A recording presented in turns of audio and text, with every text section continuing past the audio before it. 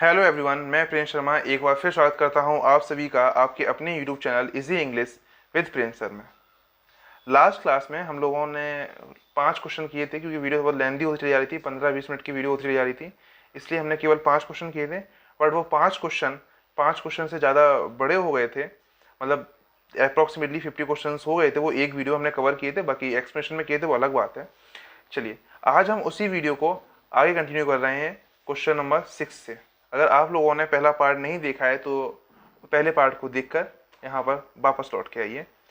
चलिए वीडियो शुरू करते हैं। तो who among the following was not a member of the Scriblerus club. तो कौन था बेटा? अब जो क्लब था वो पहले इसके बारे में पढ़ लेते कि क्या था, और नीचे मैं बता दूंगा, फिर आप आंसर अपने आप देख लीजिएगा। तो the Scriblerus club was an informal association of author. ये ऑथर्स का एक इनफॉर्मल था, मतलब जैसे मान लो हम टीचर्स हैं, हम 5 टीचर्स एक क्लब एक ग्रुप बना लें जिसका नाम रख दें इजी इंग्लिश क्लब। अब उस इजी इंग्लिश क्लब में 5-7 जो मेंबर्स हैं वो एक इनफॉर्मल है, कोई ऐसा संगठन नहीं है ना, बीजेपी पार्टी है जो रजिस्टर्ड हो, तो एक नॉर्मल इनफॉर्मल था, ऐसे बना लिया गया था। Based in London. कहाँ बेस्ड था? लंदन में। That come together in the early 18th century in 1714, है ना। और दैट कम टुगेदर, ये इकट्ठे हुए थे कब? 18th सेंचुरी 1714 में। 1714 में, 18वीं सेंचुरी में, कब? 1714, 1814 में इनका गठन हुआ था, और 1745 में ये खत्म हो गई थी पार्टी। मतलब पार्टी तो नहीं थी, क्लब था जो खत्म हो गया था। They were prominent figures in the Augustan age. और ये प्रोमिनेंट मतलब प्रख्यात थे, ऐसा नहीं कि ऐसे ही उठ के बना लिए 4 लड़कों ने ना, प्रख्यात थे, ठीक है। Of English letters. The nucleus of the club includes the satirist Jonathan Swift and Alexander pope. ये 2 लोग इसमें मैन थे, इन्हीं की वजह से पूरा ग्रुप चला था मेरे हिसाब से। तो इन्होंने ही क्रिएट किया था ग्रुप को भी, तो मैन फाउंडर तो यही थे। मान लीजिए कि जैसे आपके दोस्त ने कोई ग्रुप बनाया और बोला कि चलो आप भी जुड़ जाओ, आप भी जुड़ जाओ, आप भी जुड़ जाओ, तो ये सारी चीज़ इसमें हुई थी। तो फाउंडर्स थे वैसे तो ये Jonathan Swift and Alexander pope, ये 2 मैन लोग थे। बाकी और जो थे उनके नाम बेटा कौन कौन से इस ग्रुप में? तो Alexander Pope, Jonathan Swift, John Gray, John Arbuthnot और Thomas Parnell, Henry Saint John's. ये टोटल 6 लोग थे, ठीक। जैसे कि यूनिवर्सिटी विट्स में 7 लोग थे। तो आप लोग कमेंट बॉक्स में जरूर बताइएगा कि यूनिवर्सिटी विट्स में कौन कौन से लोग थे। वैसे इस वाले पेपर में ही अगले क्वेश्चंस में अप्रोक्सीमेट 10 के बाद जो वीडियो होंगी, 10th क्वेश्चन के बाद किसी एक क्वेश्चन में यूनिवर्सिटी विट्स के बारे में बात की गई है। जब मैं उस क्वेश्चन को कराऊंगा तो बताऊंगा यूनिवर्सिटी विट्स में कौन कौन थे, लेकिन अगर तब तक आपको पता है तो नीचे कमेंट बॉक्स में जरूर बताइएगा। तो इसका आंसर क्या हो जाएगा बेटा? इस क्वेश्चन का आंसर जोसेफ एडिसन, क्योंकि जोसेफ एडिसन इस ग्रुप में नहीं थे, बाकी सब लोग थे। अब चलते हैं क्वेश्चन नंबर 7 पर। The almighty power hurled headlong flaming from the ethereal sky with hideous ruin and consumption down. The bottomless prediction there to dwell in adamantine chains and penal fire, who durst defying the omnipotent to arm. बेटा ये paradise lost से ली हुई लाइनें हैं, और पूछा गया है कि जो ये फ्रिंदर ब्लैंक्स दिख रहा है, इस फ्रिंदर ब्लैंक्स में आपको क्या आएगा। मैं आपको बता दूं कि जो ऑप्शन ए है, पहले तो यहाँ पर हिज की जगह क्या आएगा बेटा? हिम। हिज की जगह क्या आएगा? हिम, ठीक। और हिज की पोइट्री में था ही नहीं, तो यहाँ पर हिज आ नहीं सकता। विद वैन, में पोइट्री की लाइन से जो आपको बता दे रहा हूँ, विद वैन अटेम्प्ट, यहाँ से शुरू होती है line. Him the pet almighty power, he with vain attempt him the almighty power hurled headlong flaming, ऐसे की लाइन्स हैं, आप पढ़ लीजिए, ऊपर मैं बता रखी है आपको वही लाइन्स हैं। तो यहाँ पर क्या आएगा बेटा? आंसर क्या हो जाएगा आपका? हिज की जगह हिम, ऑप्शन ए। अब पैराडाइज लॉस्ट के बारे में पढ़ते हैं। तो Paradise Lost is an epic poem in blank verse by the 17th century. कब लिखी गई थी बेटा ये? तो 17th सेंचुरी में। इंग्लिश पोएट जॉन मिल्टन, किसने लिखी थी? इंग्लिश पोएट थे जॉन मिल्टन, उन्होंने, ठीक। The first version published in 1667। पहली बात, पैराडाइज लॉस्ट के 2 वर्जन आए थे। पहला पब्लिश हुआ था 1667 में और जो दूसरा हुआ था वो 1674 में। ठीक, चलिए। Consist of 10 books with over 10,000 lines of verse. कितनी लाइन थी इसमें? 10 ओवर 10,000। कितनी लाइन थी इसमें? ओवर 10,000। 10,000 से ज्यादा लाइन्स थी इसमें। A second edition followed in 1674। Second edition बताया मैं 1674 में आया था। Arranged into 12 books with minor revision through out. पहला 10 बुक्स थी, इसमें कितनी थी? 12 बुक्स। तो अगर आपसे पूछा जाए कब पब्लिश हुआ था पैराडाइज लॉस्ट, तो आपका आंसर होगा 1667। अगर कह दिया जाए कि सेकंड वर्जन कब हुआ था, अगर केवल पूछा जाए पैराडाइज लॉस्ट कब हुआ था तो 1667, और पूछा जाए सेकंड वर्जन कब हुआ था तो 1674। और ऑथर कौन थे? तो जॉन मिल्टन। यहां तक कोई दिक्कत? चलिए, कैरेक्टर्स कौन थे बेटा इसमें? अब देखो, मैंने यही बात तो बताई थी पिछले वीडियो में कि इंग्लिश डिफिकल्ट ना हो अगर उसमें इतनी ज़्यादा चीज़ें याद करने के लिए ना हो। एक तो पहले इतने सारे पोएम्स पढ़ो या इतनी सारी वर्क्स पढ़ो इन लोगों के, ऊपर से इनके कैरेक्टर भी याद रखो। इसमें कैरेक्टर कौन कौन से थे, तो इसमें कौन कौन से कैरेक्टर थे? तो पहला द डेविल, दूसरा God, Eve, Michael, son of God, Adam, Raphael. कितने कैरेक्टर हो गए? पूरे 7 कैरेक्टर थे इसमें। ठीक, और भी होंगे एक आध दो तो छोटे मोटे कैरेक्टर्स, तो भी याद भी नहीं है, ये मेन कैरेक्टर्स थे उसके। ठीक है, कितना डिफिकल्ट हो जाएगा कि अगर सबकी कैरेक्टर्स याद करने बैठ जाओ, रटने बैठ जाओ। अब इसके लिए या तो 2 ऑप्शन है पास, सारी बुक्स को पढ़ो, और सारी बुक्स के लिए 12 बुक्स इसकी। ठीक है, 10 बुक्स फर्स्ट की, 12 बुक्स इसकी। अगर मान लो 12 बुक्स पढ़े काम चला लें हम, तो 12 बुक्स के बाद 10,000 से ऊपर लाइंस दिमाग में याद रखना कितना मुश्किल होगा। तो समरी पढ़ के काम चलाना पड़ेगा आप सभी को, मुझे भी। क्या करें, चलिए अब हम जॉन मिल्टन के बारे में पढ़ते हैं। तो John Milton was an English poet and intellectual who served as a civil servant. ये अकेले थे जिन्होंने सिविल सर्वेंट की तरह जॉब की है, सेवा की है, for Commonwealth of England under its council of state and later under Oliver Cromwell. ठीक, तो यहाँ तक मेरे हिसाब से समझ में आ गया होगा आपको। वॉर्न ऑन 9 दिसंबर 1608, 19 दिसंबर 1608 को ये जन्म हुआ था इनका, और डायड ऑन 8 नवंबर 1674, और 8 नवंबर 1674 में, यानी कि इनकी जो सेकंड एडिशन आया था उसके कुछ दिनों ही बाद इनकी डेथ हो गई। मूवीज पैराडाइज लॉस्ट, मूवी कौन कौन सी इनकी? तो पैराडाइज लॉस्ट, वेडवेक, द अनडॉक्यूमेंटेड डॉक्यूमेंट्री, या और तीसरी थी सतन। है, इतनी इनकी मूवीज थी। चलिए, अब इनकी कुछ डेट ऑफ बर्थ शायद हो चुकी हैं, इनकी फैमिली के बारे में थोड़ा पढ़ लेते हैं। इनकी 3 शादियां हुई थी।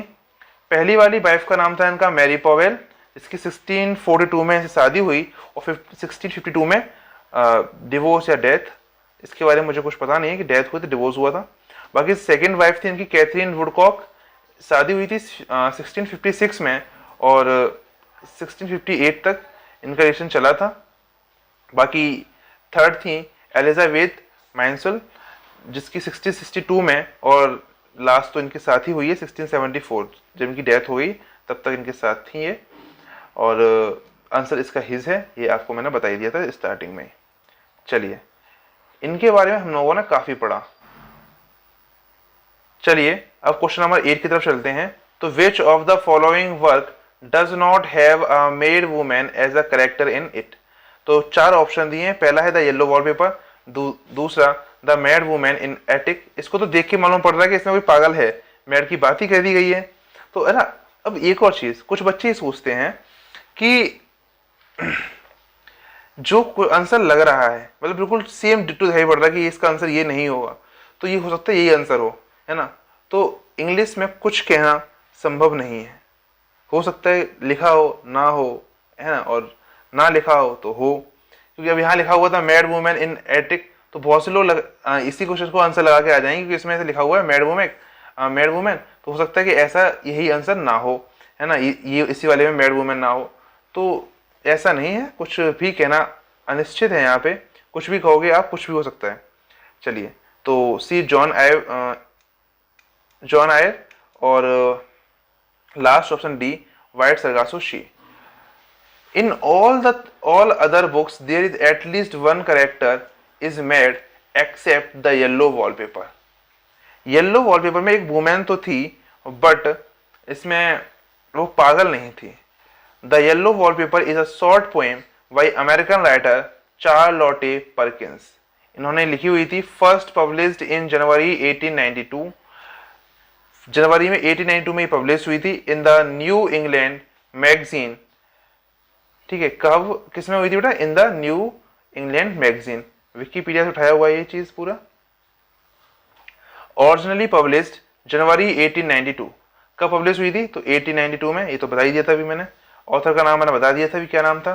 ठीक, करेक्टर्स क्या थे इनके? तो the women in the wallpaper, ठीक, जॉन, मैरी, नरेटर और जेनी। ठीक, टोटल 5 करेक्टर्स थे इसमें। अब बात करते हैं चार्लोटे परकिंस गिलमैन के बारे में, also known as Charlotte Perkins Stetson. अगर मैं अभी तक बोल रहा था चार्लोटे के बारे में, तो आप लोग ये याद रखिएगा कि एक महिला है, ना कि आदमी। मैं बोल भले ही ऐसा रहा था जैसे कि ये मैन है, लेकिन ये वुमेन है। तो Charlotte Perkins Gilman also known as Charlotte Perkins Stetson. Stetson हुआ क्या था कि इनकी 2 शादी हुई थी। पहले हुई थी जो वो स्टेटसन से, और लास्ट में गिलमैन से। तो इनके 2 नाम हैं, पहला वाला स्टेटसन सरनेम लग गया था, दूसरा वाला गिलमैन। तो दोनों ही एक ही पर्सन है। अगर आप गूगल पर सर्च करो तो हो सकता है कुछ आगे पीछे आगे दिखा दी जाए। हर फर्स्ट मैरिड नेम, उनका जो पहला मैरिड नेम था वो स्टेटसन था। Was an American humanist, novelist, writer of short stories. इनके हस्बैंड थे, नॉवलिस्ट भी थे, राइटर भी थे, ठीक है, और रिफॉर्मर भी थे, and lecture for social reformer. चलिए बाकी, वॉन 3 जुलाई 1816। तो 1860 में इनका जन्म हुआ था हार्टफोर्ड में, और 17 अगस्त 1935 में इनकी डेथ हो गई थी, ठीक, कैलिफोर्निया में। स्पाउस, इनके जो पहले हस्बैंड थे उनका नाम था चार्ल्स वॉटर सेटसन, और दूसरे थे उनका नाम था हॉक्टन गिलमैन। चिल्ड्रंस थे इनके, उनके बच्चे का नाम था कैथरीन वीचर स्टेटसन, और क्योंकि जो फर्स्ट हस्बैंड थे उनकी बेटी थी, इसलिए इनका नाम स्टेटसन था। और जो दूसरे वाले थे, सॉरी, इनके जो सिबलिंग्स थे उनका नाम था थॉमस एडी परकिंस और थॉमस हेनरी। ठीक, अब हम क्वेश्चन नंबर 9 पे चलते हैं। यहाँ तक मुझे लगता है कि आप लोगों को बहुत चीज़ें क्लियर हो गई होंगी। काफ़ी बड़ा टॉपिक हो जाता है जब हम काफ़ी ज़्यादा चीज़ें पढ़ते हैं। तो match list 1 with list 2 according to the code given below. अब मैचिंग है मेरे हिसाब से, इसमें तो मुझे कोई चीज़ बतानी आपको है नहीं। ऑप्शन सी इसका आंसर है। आप मिला के देख सकते हैं, टेड ह्यूजेस। मैं हो सकता है इस पर नोट्स आपको मिल जाएं, आपको मेरे इंस्टाग्राम चैनल पर या फिर टेलीग्राम चैनल पर। तो आप लोग नीचे जाओ और उसे फटाफट जाके फॉलो या ज्वाइन करो, ठीक है, अगर नोट्स चाहिए तो जल्दी फटाफट। टेड ह्यूजेस, इसका बेटा जो आंसर होगा वो होगा 3rd।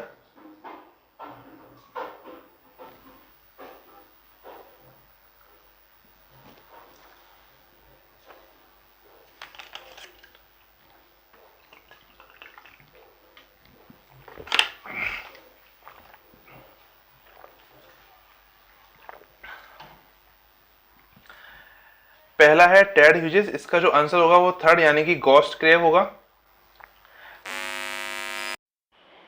बेटा कुछ आवाज़ की प्रॉब्लम की वजह से ये मैं दोबारा रिकॉर्ड कर रहा हूँ यहीं पर, तो थोड़ी आवाज़ मिसमैच होगी वहाँ पर, तो आप थोड़ा मैनेज कर लीजिएगा। तो पहले का आंसर मैंने आपको बता दिया था, टेड ह्यूजेस है। बाकी दूसरे वाले का आंसर होगा बी वाले का, यानी first the otter.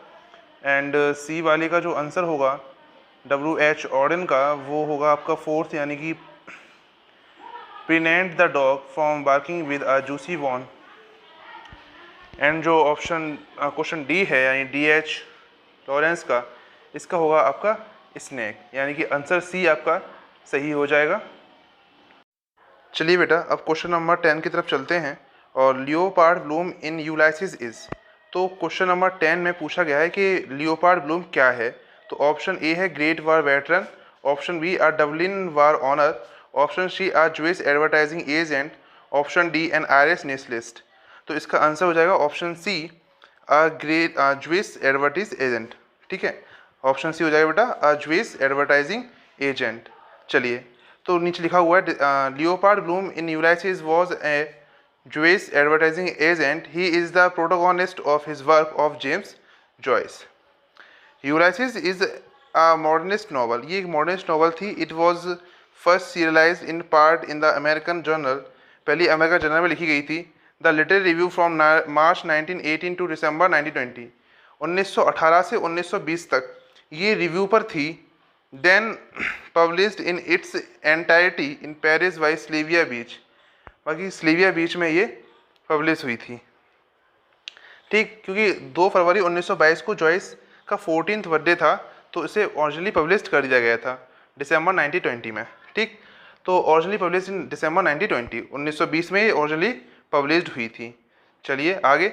James Augustine Ulysses Joyce was an Irish novelist, short story writer, poet, James teacher, and literary critics.